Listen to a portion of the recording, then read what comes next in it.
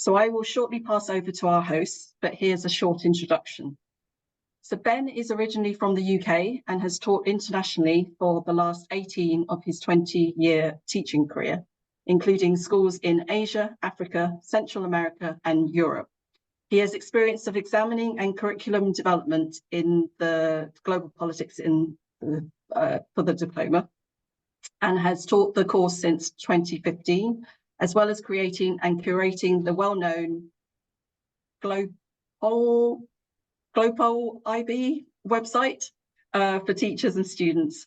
Ben is delighted to have been part of the team developing this coursebook for the new Global Politics course. Jane is Canadian and originally from Halifax, Nova Scotia.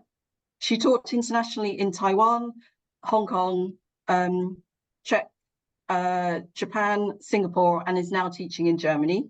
She has a master's degree from Michigan State University in teaching and curriculum design, and extensive experience teaching IB subjects, including history, TOK, and of course, global politics. She's been involved with global politics since 2016 as a teacher, examiner, and contributor to the new guide. She is thrilled to be involved with the creation of this textbook, which supports both teachers and learners of the course. Brian is originally from Winnipeg, Canada, and has taught in public and private schools in Canada, Kuwait, Dubai, and Hong Kong for the last 26 years. Brian has extensive experience in examining and curriculum development in Canada and for DP Global Politics. He has 2 bachelor degrees from the University of Manitoba, an international baccalaureate MEd from George Mason University, and recently earned his doctorate in education from the University of Calgary, where he wrote his dissertation on care-based curriculum development in the IB Global Politics course. Brian previously co-authored in a Canadian history textbook and is delighted to be part of the Hodder team that has developed this textbook for the new Global Politics Guide. So over to you, Ben, Jane, and Brian.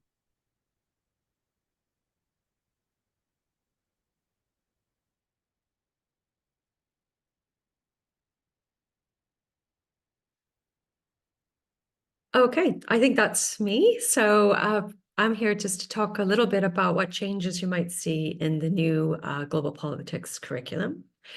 For those of you that are familiar with the course, we can reassure you that 3 essential elements of the course remain, but are further developed. The first thing, and this is something a lot of teachers love, is the flexibility of the course. So for students and teachers, you're still able to explore political issues which are of relevance to you. And for teachers, you're able to design the course in a way that best meets the needs of your students. Secondly, engagement is a priority, continues to be a priority. Student involvement and agency, you will see this as well in the new guide. And as always, inquiry is at the heart of this course. Inquiry, of course, is grounded to incorporate the concepts, the content, and the context of the course.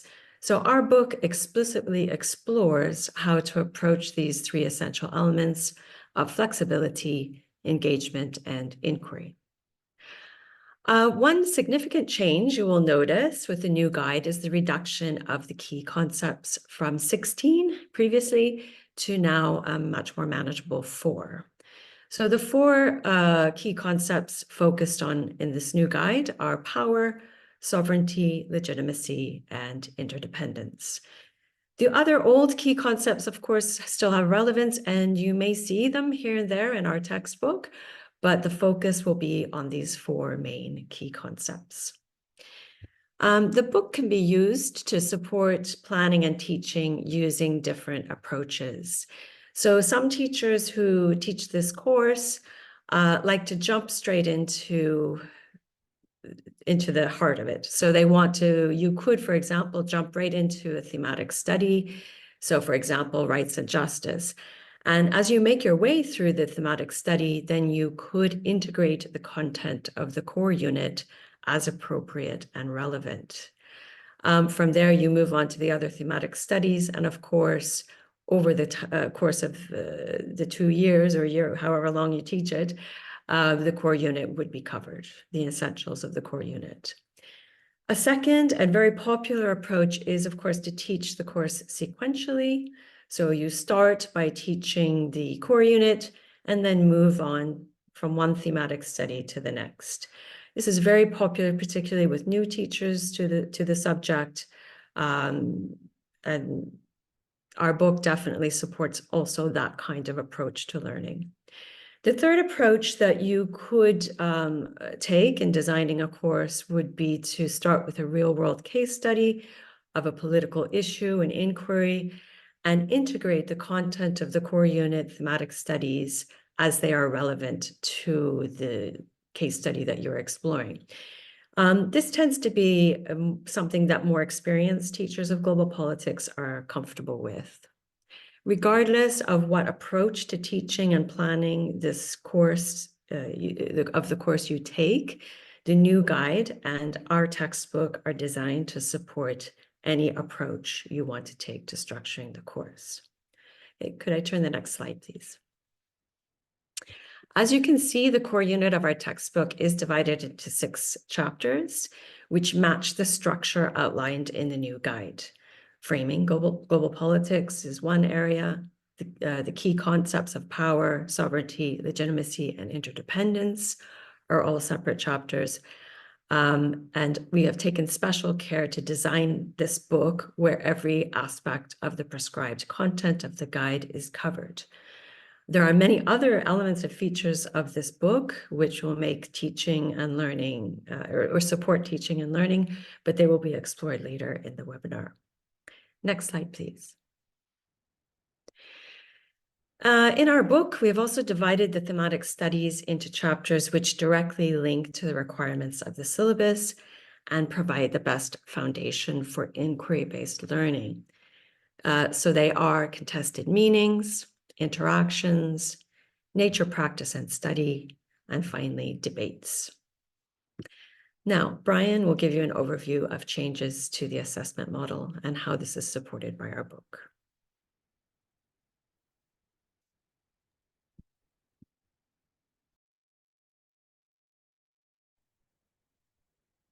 Hi, everyone.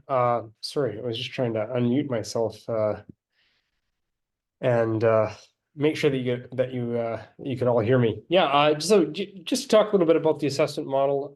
Nice to see some familiar names in the chat here, folks that I've interacted with, whether it's through workshops or otherwise over the course of the years. It's really nice to see you joining us today. Yeah, so like just in terms of the assessment model, we do try to integrate some of these ideas into what we've written. Not the least of which is paper 1, where we have those source-based components. Not a lot of changes to it. For those of you that have got your hands on the new guide that was released just a few days ago, still an hour and 15 minutes, the 25 marks, the 4 questions. So not a lot around that has changed. What we did do is build a sort of how-to for paper 1, 2, and 3, as well as the engagement project towards the end of the book, but also integrated it in throughout. I'll talk to you a little bit more about how we built that into some of the paper 3 stuff in a moment. Paper 2 remains largely the same, but is really just, again, for those of you that have dug into the guide already, it's like the SL current version, so an hour and 45 minutes, just 15 marks for the rubric as opposed to the 25 that we had before, but we don't have that challenging third question for the higher level students for the rather brutal 2 hour and 45 minute exam. We've taken a step back from that, which is good. And so just the one essay, and they've broken it up a little bit differently between the thematic components and some of the more core components with that. Paper 3, of course, is replacing the higher level extension. They're still calling this the higher level extension. It still involves an inquiry-based component. The thing is that once students do the inquiry-based component, it's going to be something that they're going to have to bring into the exam room and then apply to a 3/4 question type paper. And the reason I say 3/4 is there's a question 1 and there's a question 2A and B. For those of you familiar with history, in the past, you might be familiar with this sort of approach. Question 2A builds on question 2B, and then really question 3 in paper 3 is kind of that third essay component that was previously part of the paper 2. It's the same rubric and everything, but it's going to be solely connected to the inquiries that students do. Also, one of the things that'll be kind of different for the paper 3 component is that we're looking for that interconnectiveness between the different global political challenges. One of the things that was quite clearly stated in the guide with regards to the presentation in the old guide was that you didn't have to have any connectivity between one global political challenge and the other. In fact, that it was important that they didn't overlap. And now it's actually the opposite of that. They're looking to see what the connections are between the various global political challenges. So what we've tried to do throughout the text many times, probably 15 to 20 times, is build in opportunities just for teachers to see, hey, this would be a good opportunity for you to encourage your students to, or in the case of your students reading the text themselves, hey, this is a good opportunity for you to dig into some of the different components that would be a good opportunity to inquire into for the paper 3. Nothing has changed with regards to the paper 3 or the higher level component. There is no additional content that is part of it. So you'll be using the textbook as a basis for doing the inquiries into paper 3. There's going to be, as I said just moments ago, there's going to be opportunities for students to see whether it's case studies or areas of the text. Oh, this would be a good opportunity to dig a little bit deeper into this, and then off they go in terms of that, much like they did for the presentations. But again, this is going to have to be material that students bring along with the content that we've developed in terms of the 3 thematic studies and the core content that Jane explained a few minutes ago, into the exam room along with their inquiries to do that paper 3 stuff. So I know I've belabored the paper 3 stuff a little bit, but it's a hot topic and a question that a lot of teachers and I'm sure students will have as well.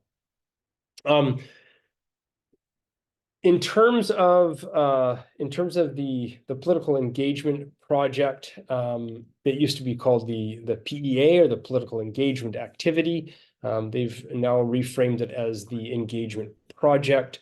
There are a lot of similarities in this, and the baseline of it is, again, getting students actively involved in a political issue.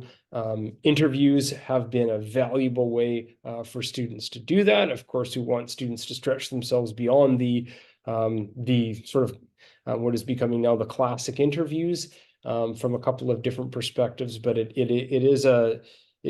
does continue to be an element where we don't want students sitting back. Instead, we want them engaging in the community with political issues that they're interested in. And I'll pause to note that the Political Engagement Project remains focused on local political issues, and that's even emphasized to a greater degree. One interesting element that we've built into the engagement project is, for the higher level students only, is a recommendations element, or a recommendations component. There's an extra 400 words allocated for that. Again, you would have seen that in the guide, but that's also something that's going to be key to that particular element.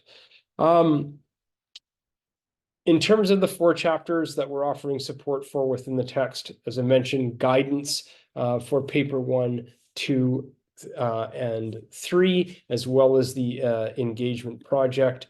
And obviously, at different points when you're reading the text, there's relevant times where we want to say, hey, this is going to be a good tip based on having read this case study or looking at some perspectives that the three of us are going to dig into here in a couple of minutes. Here's some good tips, some good things to remember in the context of these three papers. So you'll see, as the screenshot exemplifies here, different times during the text where we're drawing students back to the assessment components, and obviously with a course and a curriculum that is rather assessment based or assessment driven, teachers and students both find it valuable to see these tips as to what do I need to do, how might I better address questions that the examiners are asking. And so that's built in at appropriate points throughout the textbook that you might find valuable. Ben, I think I'll turn it over to you just to sort of provide a bit of an overview of the differences between the previous guide and the current guide. Hi, everyone. So what I'm going to do now really is just talk a little bit about some of the reasoning behind why we designed the textbook in the way that we did, and what we hope it will bring to different schools and to different teachers. And really kind of at the forefront of our thinking has been the need to cater really for kind of two very distinct groups. The first of which is more experienced colleagues. So there's several people, obviously I recognize names from the chat, who've been teaching the course certainly as long as I have, if not longer, if they were involved in the pilot. And because of that, there's often a lot more desire to kind of adapt the course, to structure it in ways that kind of go beyond how it's set out in the subject guide.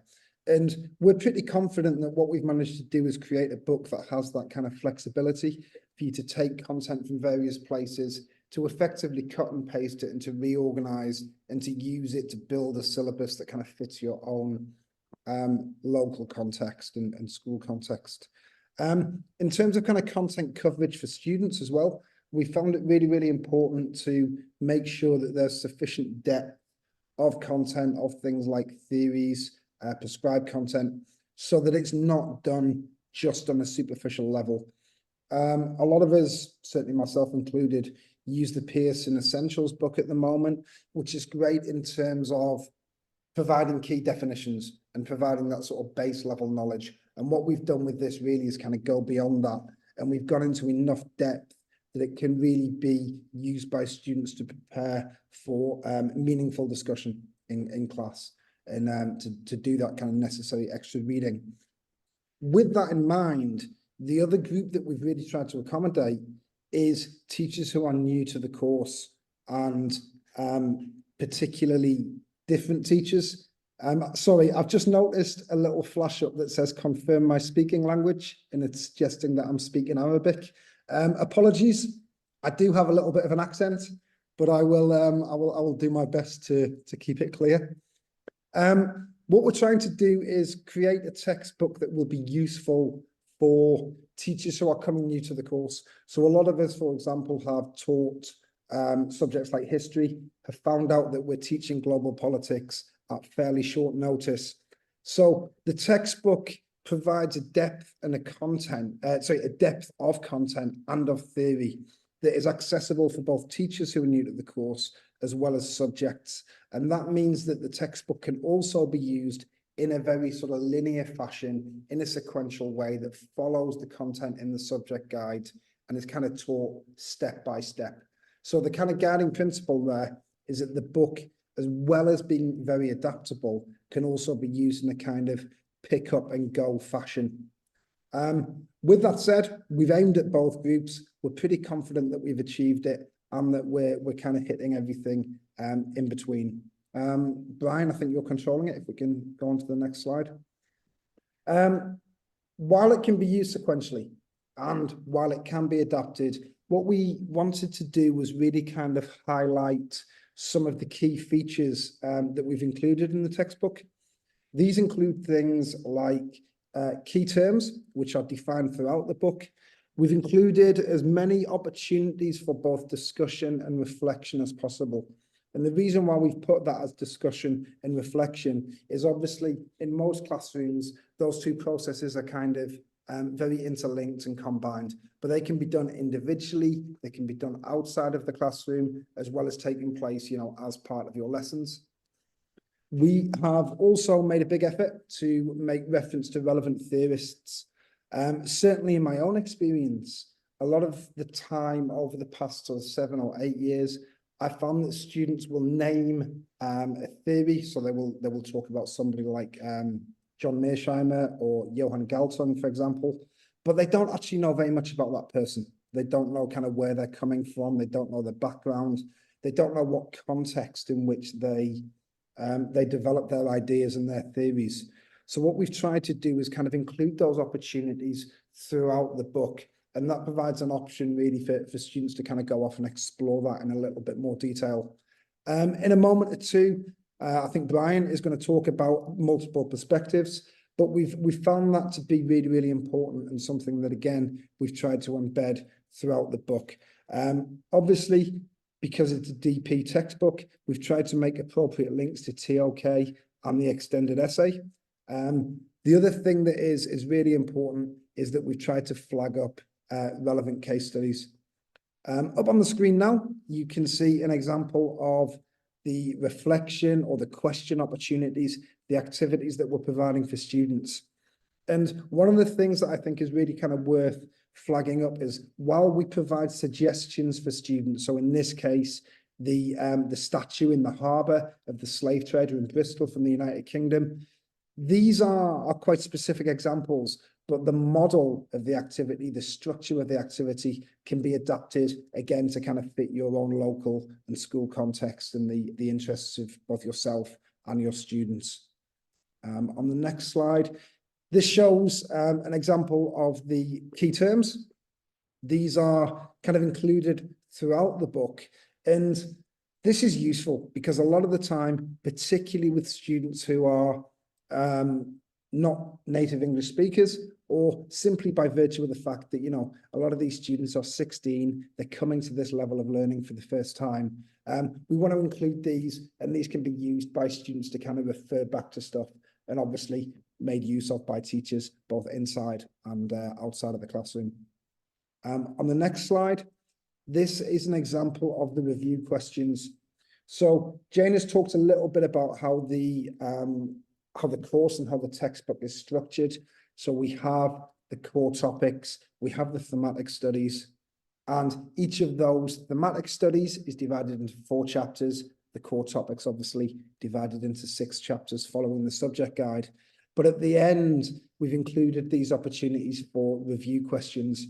There's really 2 aims that we had in mind when we included these. The first is just as an opportunity for students to kind of check their own understanding.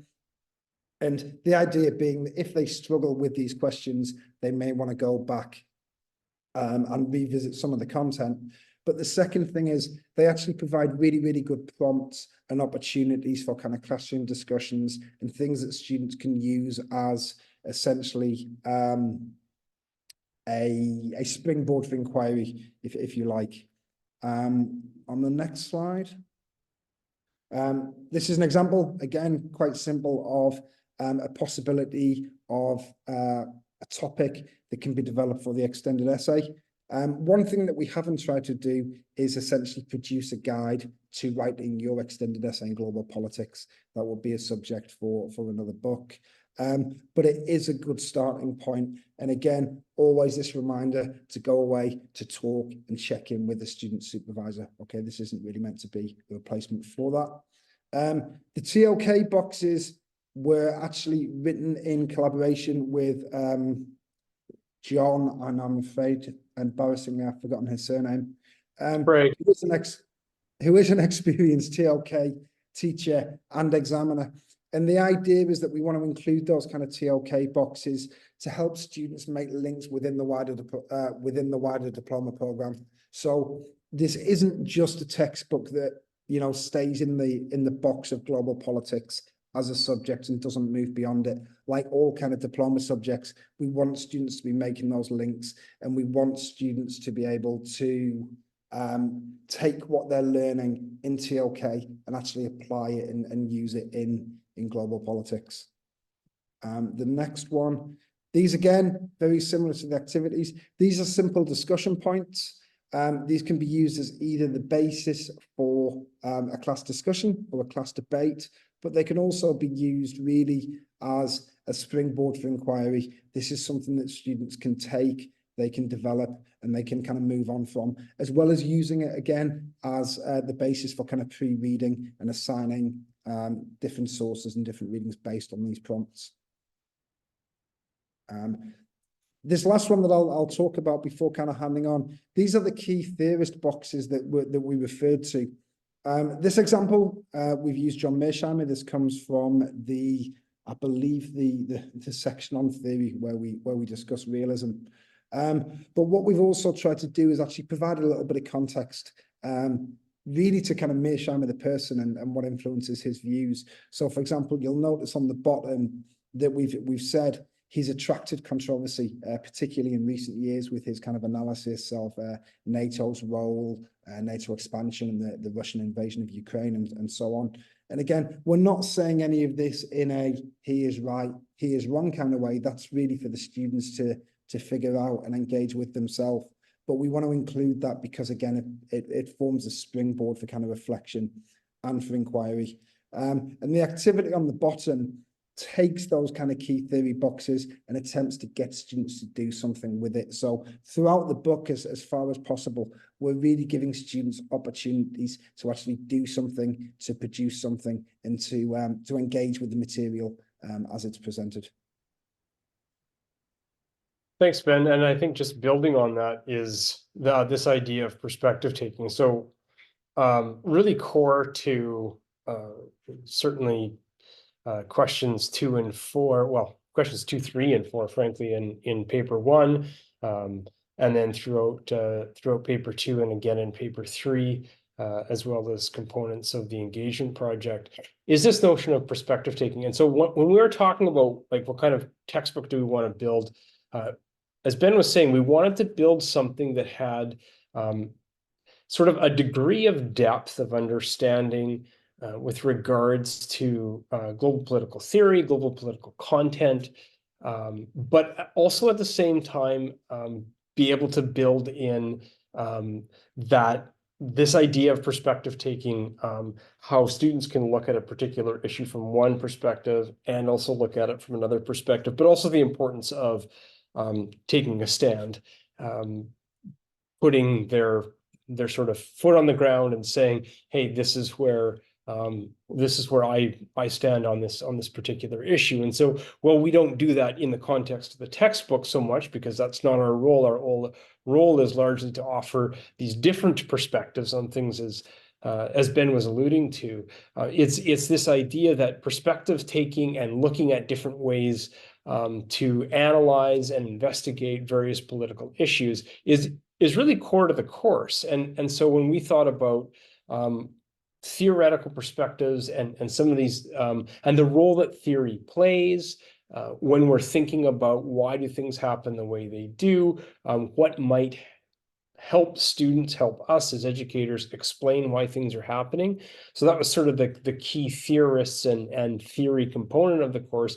And then sort of supplementary to that, or in concert with that, is this idea that in the same way as there are various theories that are part of helping us explain or understand why things happen in politics, is this idea of perspective taking. And so we wanted to sort of, both in our writing, sort of, and I hope you'll see this when you read it implicitly, where we're saying, hey, you could look at it this way, but you can also look at it this way, and then more explicitly in the context of this screenshot that you see here, in terms of perspective taking. So writing about different forms and different ideas of pacifism or nonviolent resistance. And then, as you see here in the screenshot, critics of pacifism. So there's a group of individuals who take a look at nonviolent resistance in a multiplicity of ways, and that's explored in the text. And then it's like, well, hang on a second, what are some of the critics, the critiques or the criticisms of pacifism? What might they look like? And so this is a brief shot as to what we were trying to do there. So that was sort of the second of the big thing that we tried to do in terms of tackling the course a different way and offering a textbook that might be kind of a little bit unique to other offerings that might have been out there. And then the third one was taking a look at case studies, and I'll let Jane jump in and talk a little bit about how we tried to build in on this desire from the global politics community to see case studies, but also the tacker approach that we took with the textbook with regards to case studies. So over to you, Jane. Okay, I think on your screen now you can see two different case studies, one about humanitarian intervention and the other about the civil war in Sudan. They've come from different areas of the book. Although we all understand that, of course, educators and students are strongly encouraged to create their own inquiries, we also appreciate that this can be a very daunting, challenging task. Particularly for those who are new to teaching global politics, but also for students who are new to learning about global politics. So we felt it was really quite important and helpful to be able to include several case studies. And these case studies are dotted throughout the book. We were very careful in designing these case studies to make sure they incorporated the concepts, the content, and the context of global politics. And they can provide a sort of model for what are some of the elements necessary for a good case study. They're not meant to be prescriptive, oh, these are the case studies you must examine. But they are meant to be informative and something that students could use if they're really struggling to even understand the concept of what a case study means. In addition to these case study in the print book that we have, we also have created a Boost ebook, which is you're able to purchase it separately from the textbook. The Boost ebook has about 10 at this time anyway, 10 additional case studies online that are very in-depth. So the case studies are interactive, and each case study has 4 different tabs to navigate. One of the tabs would be about background and articles, just basically explaining the context. Another tab is about discover, so it gets into more depth, particularly with relation to different keywords that have been used in the case study. The next tab would be a research tab, which again encourages students to go farther, to go online, to look for their own in-depth research on the subject or on the case study that's been examined. And finally, this is on the online version, there will be exam-style questions that will be linked to the case study that has been given online. So Hodder Education will be providing a link to an interactive case study, so you can have a look and see what's on offer. I think I can speak for Ben and myself, Brian and myself, in that the case studies we really tried, they don't just stand alone, they do link to to the chapter that they can be found in, and so they are contextualized on a wider scale as well. Thank you.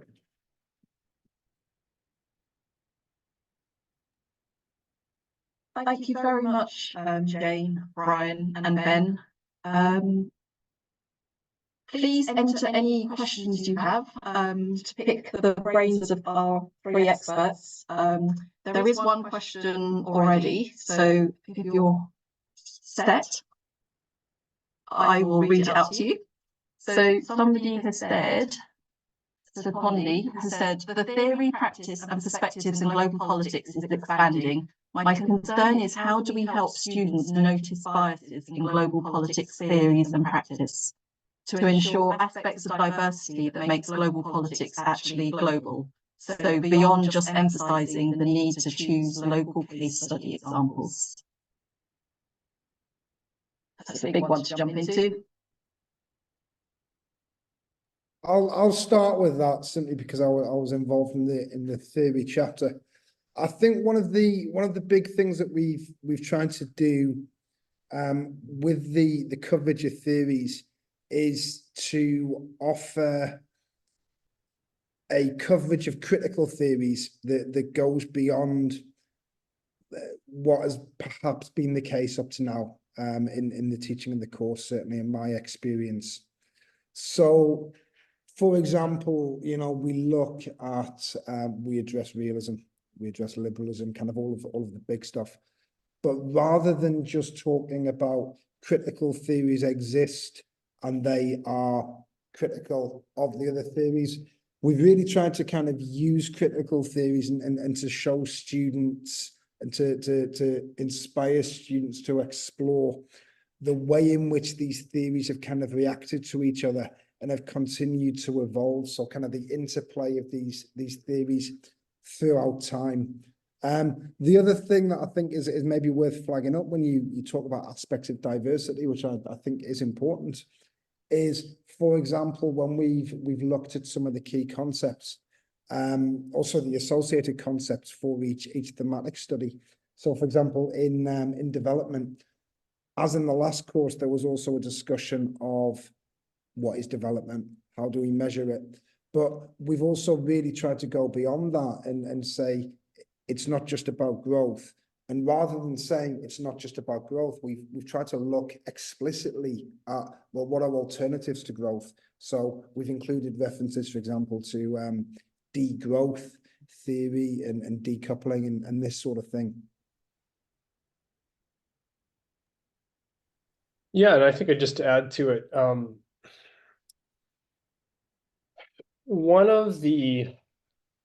think one of the things to remember about a textbook is we're providing a foundation of content largely for you as educators to build on.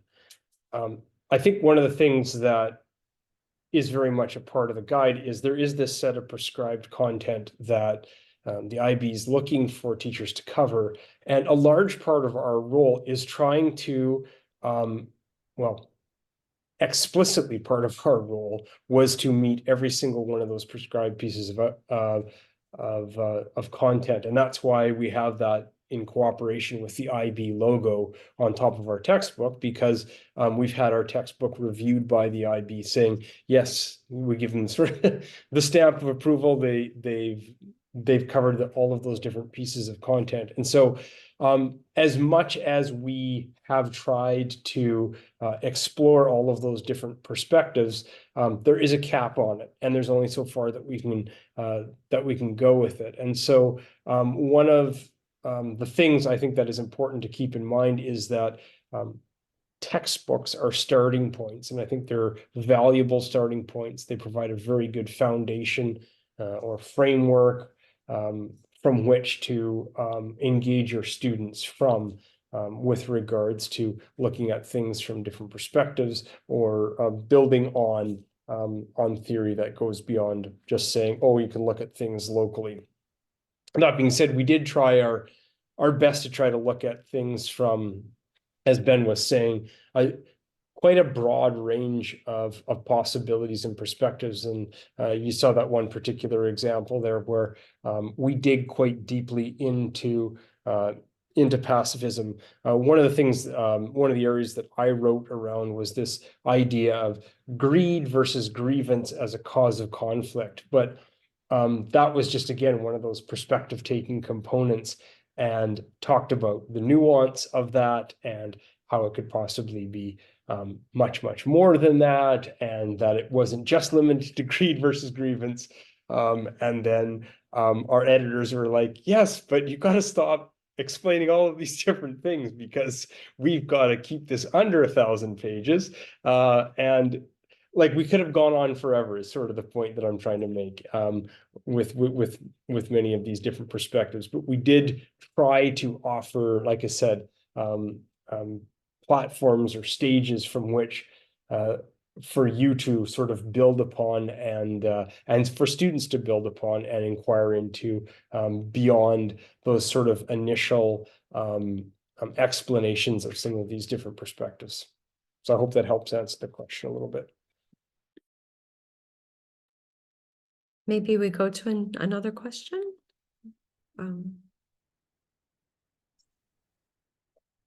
Just as a general one for Brendan, we will be providing e-inspection copies, so you can go onto our website and sign up for a free e-inspection copy. I think you get 30 days review. If you want hard copies, get in touch with your local sales consultant about that. I think our marketing manager has also put in a link about our sample chapters for the book in the chat. So Jackson has got some questions. A complete beginner here, so apologies if it's a basic question. We will have SL and HL students together for 5 hours a cycle, and then HL students for an extra 3 hours on their own. How would you recommend teaching the course given how integrated everything is? And I think an associated question for him was, how many of the 8 HL topic areas do you explicitly teach? Do you cover them all when you're teaching the core and thematic studies? I think the response to that in terms of allocating time, obviously, how you allocate the time with your course and in your school is not something that's prescribed by the IB. Once you get beyond the 150 SL, 240 HL elements. But I would suggest what you really want to be thinking in terms of is, what are you asking HL students to do? It's to carry out those extended inquiries. So using those 3 hours, first of all, to kind of scaffold the skills necessary for inquiry. And like we said, we think we've included several points that can kind of be used as a springboard or an entry point to inquiry in the book. And then really those 3 hours, you know, from my point of view, it's very student-led, it's student-driven, kind of based on their interests. And I think that kind of links in to, I think Mike had a question about the exploration of the GPCs. One of the features of the book, and it's for some reason it's not something we included in this presentation, but they are there, is at regular points during the thematic studies and the core topics, we've actually made suggestions as to how that prescribed content can be used as a starting point for inquiry. So, for example, if you take development and sustainability as one of the thematic studies, obviously the idea of equality is very kind of closely linked to that. Health is as well. So we've tried to include those. What we've tried to not do, though, is to be very prescriptive and say, this is something you should explore for an HL inquiry. It's really to inspire students and teachers to kind of make those decisions, because that's going to be such an individual choice.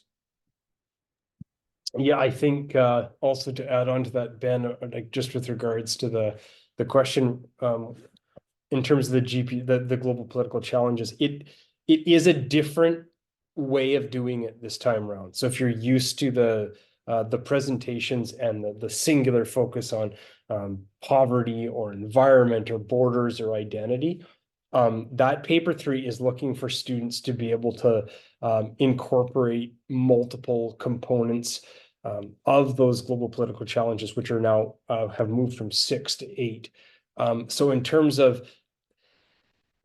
teaching them explicitly, which was part of the question that was asked, because they're inquiry components, and this is what Ben was sort of referring to, we do have these HL extension boxes where we're sort of saying, this is a good jumping off point for your students to inquire into this type of topic. So what the three of us kind of did is we just kind of went through the text and said, where are good spots to say to teachers and students, hey, when you're looking at doing one of your 2 or 3 inquiries into a particular global political challenge, this particular piece, this is going to be a good one for you to do more on. But there's no way that we could go into the depth or the direction that would be relevant to your particular situation for you to do that. But when you're talking about borders, you're probably also talking about security.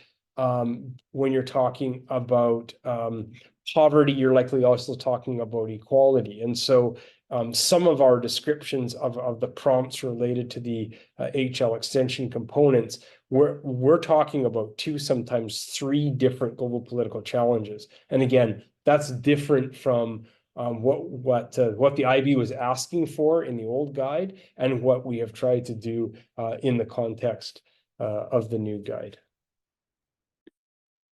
Could I just mention, I saw Kevin had asked a question because this was about something, the case studies that the slide I showed everybody, and I should have mentioned that slide just showed an abbreviated version of the case studies, and actually they are much more depth, but we just wanted to show 2 different snapshots.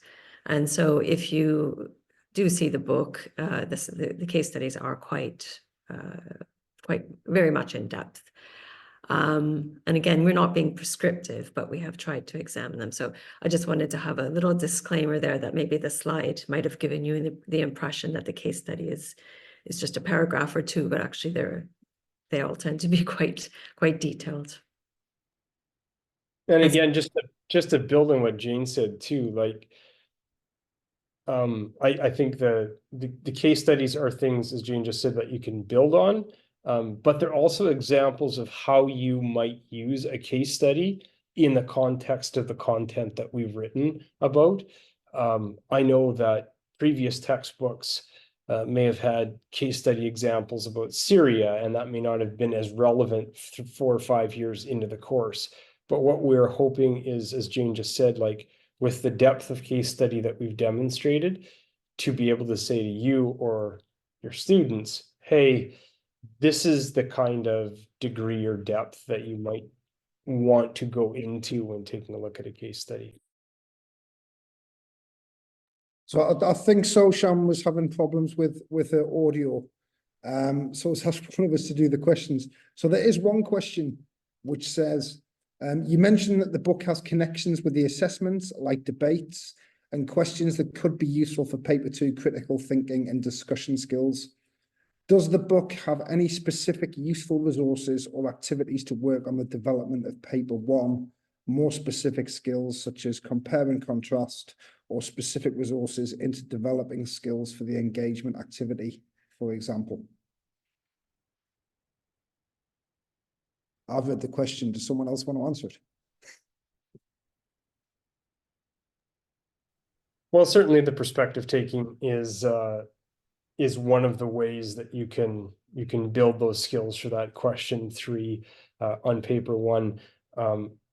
Just because I happen to have written the guidance on the paper 1 component, it's quite a number of pages that walk students through quite deliberately through what they need to do for questions 1, 2, 3, and 4.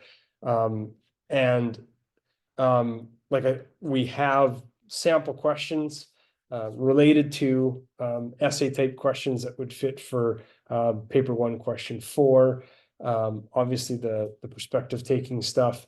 I think it was Ben that highlighted some of our guiding questions that specifically reference contrast or compare and contrast components, so that you will see those in the guiding questions.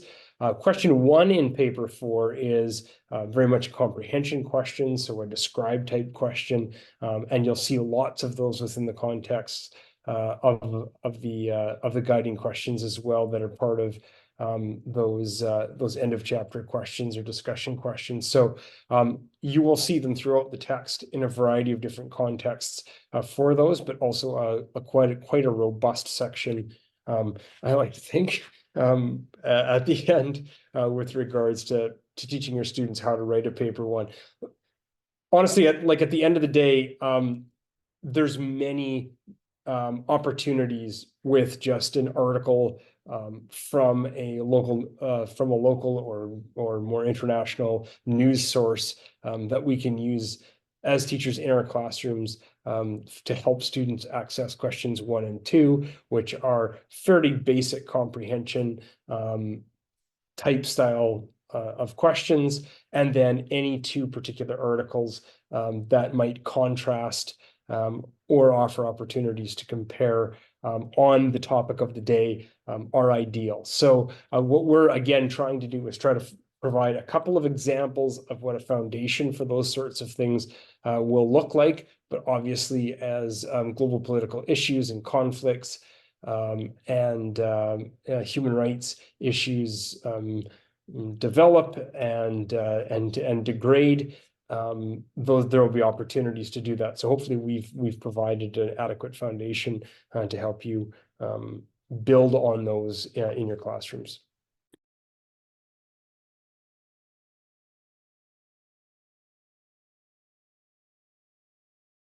There is a question that's just come up, which is concerning the political engagement projects, which are quite significant. In volatile or restrictive political environments, are there any ethical issues outlined in the book that you might help with insofar as making choices on political matters to focus on? So I'm guessing that really kind of relates to, do we offer advice in terms of what students should do or not, and in terms of kind of health and safety? I would say we don't. I think really that's an issue for individual schools and teachers. And I think we've got a few guiding ideas just about, of course, not putting yourself in any danger. Yeah. Not exploiting anybody. And obviously referring to the ethical guidelines that the IB publish. Yeah.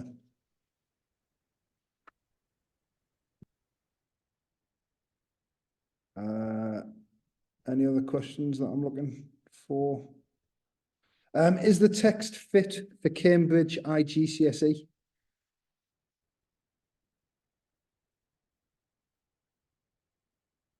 I guess it wasn't really written with that in mind. We were definitely using the global politics guide, the new guide, and structuring the textbook to meet the needs of that course.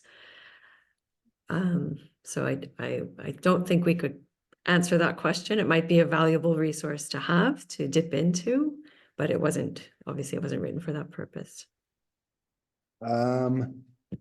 Next question, one that I missed, is, can you briefly say something about the replacement of the oral presentation? How do you feel about that, and why do you think it is an improvement on the old program?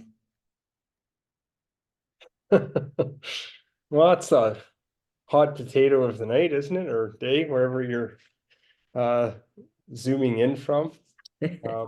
But I'll give my 2 cents and then take it from there. And I'll offer some honest perspective on it, and maybe a little bit about how that's evolved in my mind. I liked the presentation a lot in terms of the old guide, and I was also on the curriculum development team, as were Ben and Jane, and there was lots of earnest conversations around the presentation. And I've been doing a bunch of work with the paper 3 to try to conceptualize it, leading several of the category 3 subject specific seminars for the IB coming up here in Asia in the next few weeks, and just wanting to wrap my head around it fully so that I can articulate an answer to this inevitable question. But one of the pieces that has slapped us all in the educational face in the last months is language learning models like ChatGPT or Bard / now Gemini, et cetera, et cetera. And one of the rationales for creating something that had a little bit more depth and creating something that had a little bit more various components to it. It's not just depth, but variety, I guess, breadth, you could say, is this paper 3 that they've done. And I guess the idea was to be quite frank about it, is that you could probably produce a 10-minute script that you could spend some time memorizing in fairly short order and access maybe not a spectacular grade, but a mediocre grade pretty quickly, and not something that would reflect the 45 hours worth of work that a single presentation was meant to reflect. And you know, there's also elements around consistency, right? We were the only individuals in societies course that had 2 internal assessments, and so there was a little bit of you know, if we're not going to be consistent with other courses, what is our rationale for it? And then there was, of course, conversations around why, if presentations are so important, why are we only doing them at the higher level? So all of those things sort of came into play. And it sort of is what it is. We have a paper 3 that still allows students to engage in a robust inquiry related to a political issue. So the kids are going to get a prompt. They're going to have to offer a, you know, sort of paper 1, question 1 type comprehension response to this, to the prompt. They're going to have to draw connections between the political issue that's come up in the prompt with other political issues that elevate themselves in the context of the GPCs, these 8 global political concepts. And then they're going to have to write about what they have researched about.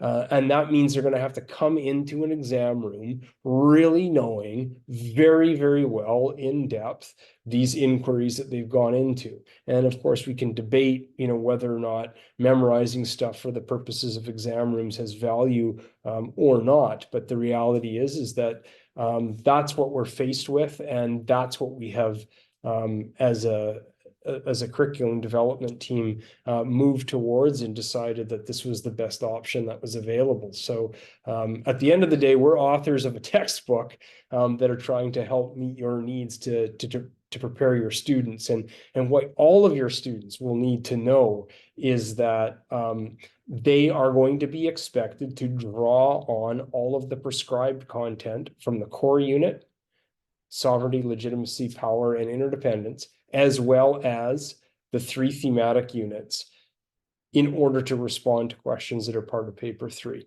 So what we've tried our best to do is provide a textbook that's going to give you the facility to be able to help prepare your students with the degree of knowledge that they're going to need to be able to bring in to the room alongside their inquiries to respond to the 3/4 questions that are part of paper 3. So that's the best I can do.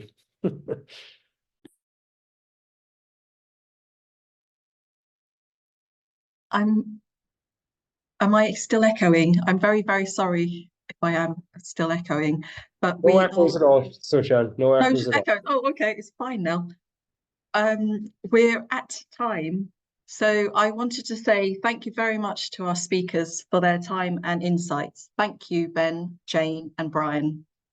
Thanks everyone for coming, and just a quick reminder that the recording will be emailed to you tomorrow, so you can go through it again.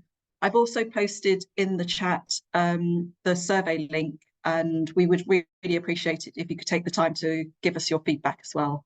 So thank you for your time, and we hope to see you again soon.